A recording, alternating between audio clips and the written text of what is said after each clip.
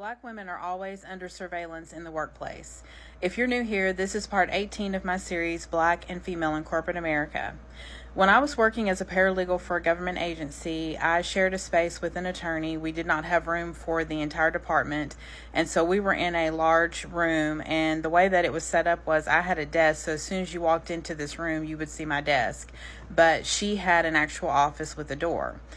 So we also shared a printer, so whenever she needed to get something from the printer, she would have to step out of her office and walk past mine.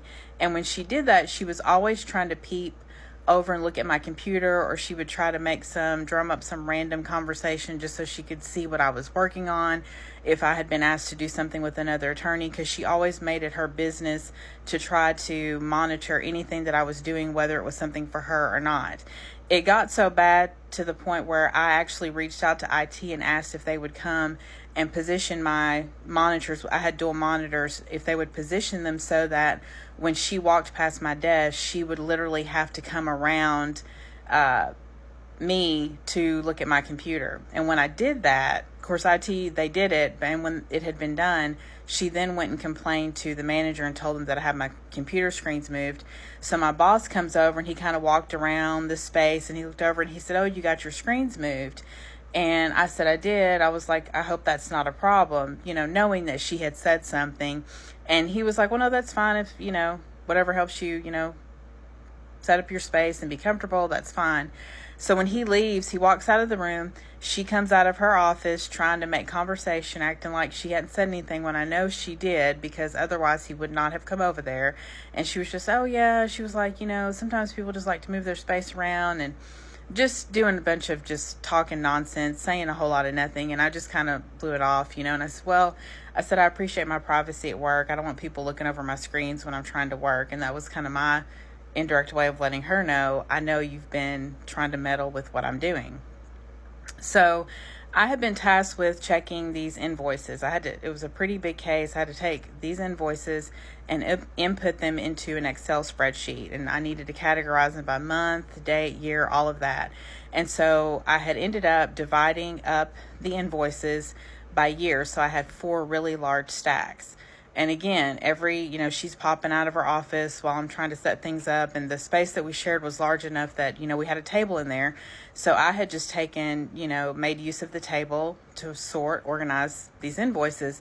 And she would keep coming out, watching to see what I was doing. I mean, just everything. And she'd run back over to the other side, trying to report back, saying, "Oh, she's sorting stuff or doing something," instead of just leaving me alone, because this wasn't her case. It was somebody else's. So then the next thing I know, I get an email from my boss, and he asked me to come over to his office, and he said, "Please bring all the invoices." So, I got like a little cart that they use for to move monitors around and things like that. And I just put the invoices in boxes, placed them on the cart, and I pushed the little cart down to the other side, and I bring the invoices. So he has a fairly large office, and he said, just when I pushed the cart in, he took the boxes and put them in a corner and just stacked them. And he said, "This is kind of a mundane task." He was like, "Just leave it here. We'll figure it out. It might not even be something that we have to do." And I was just kind of like, okay. And so I left. And a few days later, there's an older white man sitting in our space. They got a desk for him. And, I go over and introduce myself, and then I go back to my desk and I sit down. And this attorney I'm sharing the space with also, she comes in later on that day, and she walks over and starts talking to him. And I don't think she realized that I was at my desk until after the fact.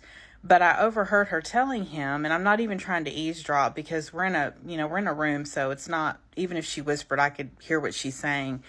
And she said, "Yeah, I'm so glad that you're doing this," because she wasn't getting this done. And then he says, "Yes," meaning my boss. He said, "Yeah, he told me the same thing." He said, "If you ask me to do a job, take on a task, I'm going to finish it and get it done."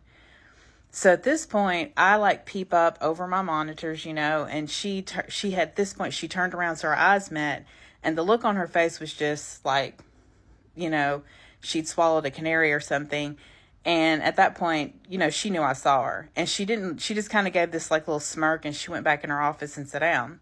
So I get up, I go over to the space that, where everybody is. And I went into my boss's office. He just happened to be at his desk. And I said, "Was there a problem with the way that I was doing the invoices?" And I explained to him, I said, I initially had to separate these invoices by year because you wanted them categorized this way on the spreadsheet. I was trying to organize them so then I could start working on them. And, also too, when he had asked me to come over to his office and bring the invoices, I was halfway finished with like the first stack that first year. And so again, he looked shocked. It was that kind of shock, like, oh, she figured out what happened.